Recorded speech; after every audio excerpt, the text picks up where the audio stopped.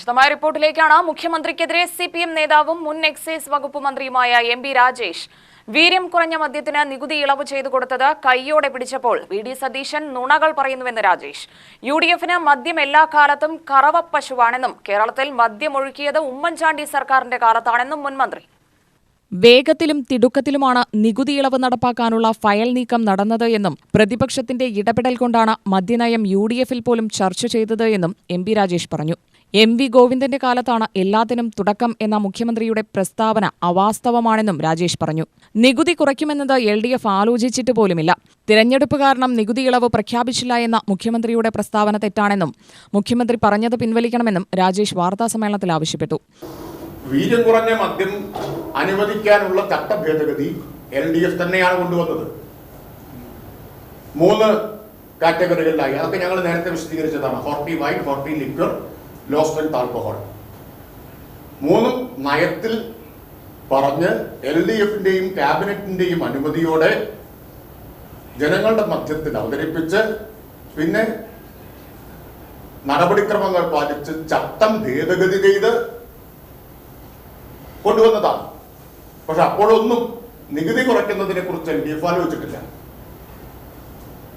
എന്നിട്ട് മുഖ്യമന്ത്രി ഇന്നലെ പച്ചക്കള്ളം പറഞ്ഞു. അവസാനം നികുതി കുറയ്ക്കാൻ ധാരണയായി തെരഞ്ഞെടുപ്പായതുകൊണ്ട് നടപ്പാക്കാതിരുന്നതാണ്. ഈ പച്ചക്കള്ളം പിൻവലിക്കാൻ അദ്ദേഹം തയ്യാറാവും. അതൊന്നും അദ്ദേഹം തയ്യാറാവുന്നേ വിചാരിക്കുന്നില്ല. കാരണം അങ്ങനെ ശീലം അദ്ദേഹത്തിനില്ല. LDF സർക്കാരിന്റെ കാലത്ത് നികുതി ഇളവിന് മദ്യക്കമ്പനി അപേക്ഷ നൽകിയെന്നും എന്നാൽ 3 വർഷവും 5 മാസവും ഇടതു സർക്കാർ മദ്യക്കമ്പനിയുടെ ഫയൽ അനക്കിയില്ലെന്നും മുൻമന്ത്രി പറഞ്ഞു. വി.ഡി. സതീശൻ സർക്കാർ വന്നപ്പോഴാണ് മദ്യക്കമ്പനിയുടെ ഫയൽ ഉയർത്തെഴുന്നേറ്റത്. ഉമ്മൻചാണ്ടി സർക്കാർ അധികാരമൊഴിയുമ്പോൾ 813 ബിയർ ആൻഡ് വൈൻ പാർലറുകൾ സംസ്ഥാനത്ത് പ്രവർത്തിച്ചിരുന്നു. ഉമ്മൻചാണ്ടിയുടെ മദ്യനയമാണ് ശരിയെങ്കിൽ വീണ്ടും ബാറുകൾ അടച്ചു പൂട്ടട്ടെ. അതിന് വി.ഡി. സതീശൻ തയ്യാറാണോ എന്നും രാജേഷ് ചോദിച്ചു. ഇന്ത്യൻ നിർമ്മിത വിദേശമദ്യം ഏറ്റവും കൂടുതൽ വിറ്റഴിച്ചിരുന്നത് ഉമ്മൻചാണ്ടി സർക്കാരിന്റെ കാലത്താണ്. ഉമ്മൻചാണ്ടി സർക്കാർ തുടക്കകാലത്ത് നിരവധി ബാറുകൾക്ക് അനുമതി നൽകി. ബാർക്കോഴ ആരോപണം വന്നപ്പോൾ ലൈസൻസ് റദ്ദാക്കുക മാത്രമാണ് ചെയ്തത്. 306 ബെവ്കോ മദ്യവിൽപ്പനശാലയും പ്രവർത്തിച്ചിരുന്നു. സുധീരനെ തോൽപ്പിക്കാൻ വേണ്ടിയാണ് ഉമ്മൻചാണ്ടി ബാർ ലൈസൻസ് റദ്ദാക്കിയതെന്നും രാജേഷ് കുറ്റപ്പെടുത്തി. എന്താ പറയുന്നത്? മുഖ്യമന്ത്രി പറയുന്നത് സോഷ്യൽ മീഡിയ പ്രചരിപ്പിക്കുന്നത് മനസ്സിലാക്കാം. ആധികാരികമായിട്ട് മുഖ്യമന്ത്രി പറയുകയാണ് എല്ലാ ബാറും കൂട്ടി ആണോ. 813 ബിയർ വൈൻ പാർലറുകൾ, 306 വിദേശ മദ്യ ചില്ലറ വിൽപ്പനശാലകൾ ബെവ്കോയുടെ അതുണ്ടായിരുന്നു.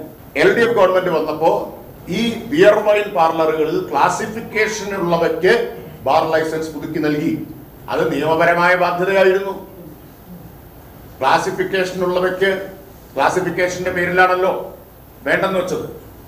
അപ്പോൾ 3 സ്റ്റാർ ക്ലാസിഫിക്കേഷൻ ഉള്ളവയ്ക്ക് ബാർ ലൈസൻസ് പുതുക്കി നൽകി.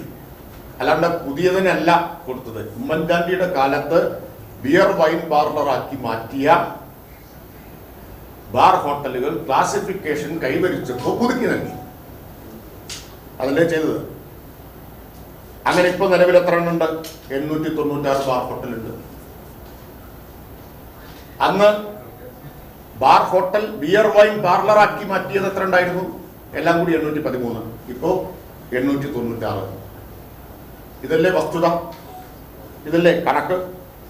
10 വർഷം മുമ്പ് 813, ഇന്ന് 896. 10 വർഷത്തിന് ശേഷം.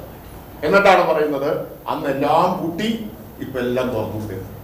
ഇനി ഉമ്മൻചാണ്ടിയുടെ അവസാന വർഷത്തെ നയമാണ് ശരി എന്നാണ് വി.ഡി. സതീശന്റെ ബഹുമാനപ്പെട്ട മുഖ്യമന്ത്രിയുടെ അഭിപ്രായമെങ്കിൽ അതിന്റെ വീണ്ടും കൂട്ടിട്ടുണ്ട്. തയ്യാറുണ്ടോ? അതിന് അതാണ് ശരിയെന്ന് അഭിപ്രായം. ഞങ്ങൾ അതാണ് ശരിയെന്ന് കരുതുന്നില്ല. അന്ന് അതിനെ എതിർത്ത ആളാണ് ശ്രീ വി.ഡി. സതീശൻ. ഉമ്മൻചാണ്ടിയുടെ ബാർ കൂട്ടലിനെ എതിർത്തയാളാണ് ശ്രീ വി.ഡി. സതീശൻ. ഇപ്പൊ അദ്ദേഹം പറയാനും അന്ന് ഉമ്മൻചാണ്ടി എല്ലാം കൂട്ടി നിങ്ങളെല്ലാം തുറന്നു എന്ന്. 896 ബാർ ഹോട്ടലാണ് നിലവിൽ പ്രവർത്തിക്കുന്നത്. മുഖ്യമന്ത്രി കോൺഗ്രസ് സൈബർ പോരാളികളുടെ നിലവാരത്തിലേക്ക് തരം താഴരുത് എന്നും രാജേഷ് പറഞ്ഞു. ജൂൺ 14 രാത്രി 10-12 ഫയലിൽ തീരുമാനമെടുത്തു കൊടുക്കുന്നത്. ഇത് കാണിക്കുന്നത് എന്താ? 24 ദിവസം ഉണ്ടായിട്ടും സ്വന്തം പാർട്ടിയിലോ മുന്നണിയിലോ ചർച്ച ചെയ്തില്ല എന്നല്ലേ? സമയമില്ലാത്തതുകൊണ്ടായിരുന്നോ? ആരും അറിയരുതെന്ന നിർബന്ധം മുഖ്യമന്ത്രിക്ക് ഉണ്ടായിരുന്നു. എന്താണ് ആ നിർബന്ധത്തിന്റെ പിന്നിലുള്ള താല്പര്യം? അവിടെയല്ലേ ദുരൂഹത? ഇതാർക്കും നിഷേധിക്കാൻ പറ്റുന്നതല്ല. കാരണം ഫയൽ മൂവ്മെന്റ് ഹിസ്റ്ററി നോക്കിയാൽ കാണാൻ പറ്റും. 21-ാം തീയതി മെയ് 21 വൈകിട്ട് 6:33 എത്തി ജൂൺ 14 രാത്രി 10-12 വരെ ഫയല് മുഖ്യമന്ത്രിയുടെ കൈവശമാണ്. വേണ്ടത്ര സമയം ഉണ്ടായിരുന്നല്ലോ സ്വന്തം പാർട്ടിയുമായി UDF-ഉമായി ഒക്കെ ചർച്ച ചെയ്യാൻ. പ്രതിപക്ഷം ഇത് കയ്യോടെ പിടിക്കപ്പെട്ടില്ലായിരുന്നെങ്കിൽ കോൺഗ്രസിനും UDF-നും പോലും ഇതറിയാൻ പറ്റുമായിരുന്നില്ല.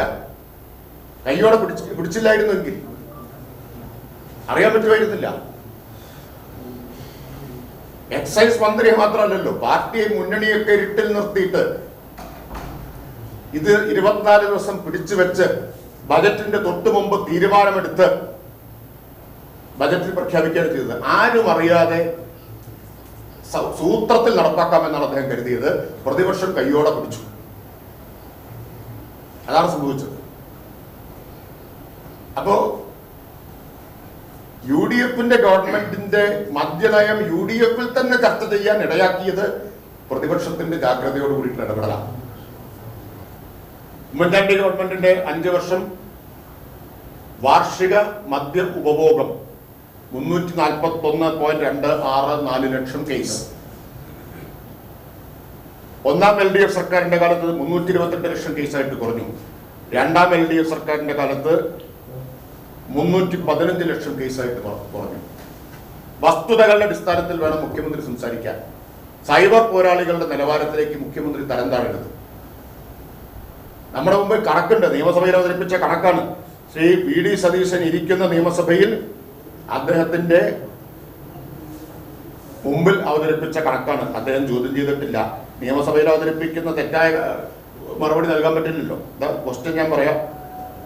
15ാം കേരള നിയമസഭയുടെ 14ാം സമ്മേളനത്തിൽ നക്ഷത്ര ചിഹ്നമിട്ട ചോദ്യം നമ്പർ 151 വിശദമായിട്ടുള്ള മറുപടി നൽകിയിട്ടുണ്ട്. ഓരോ വർഷത്തെയും കണക്ക് ഇതിനകത്തുണ്ട്. UTV news Palakkad.